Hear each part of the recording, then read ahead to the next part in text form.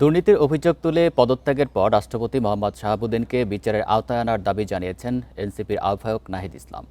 পাশাপাশি সৎ ও গ্রহণযোগ্য ব্যক্তিকে রাষ্ট্রপতি করার দাবি তার। বিকেলে জামালপুরে পদযাত্রা শেষে সমাবেশে এসব কথা বলেন তিনি।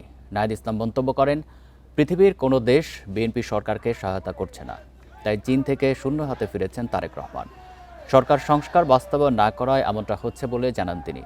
নাহিদ আরও বলেন, এই সরকার পরিবর্তনের সরকার নয়, তাই এনসিপিকে ক্ষমতায় আনার আহ্বান জানান তিনি।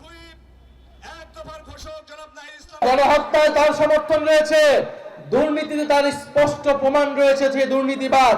ফলে সেই ব্যক্তিকে অবিলম্বে অপসারণ করে তাকে গ্রেফতার করে বিচারের আওতায় আনতে হবে এবং একজন যোগ্য নিরপেক্ষ অভিভাবক সুলভ ব্যক্তিকে এই বাংলাদেশের জনগণ রাষ্ট্রপতি হিসেবে দেখতে চায়।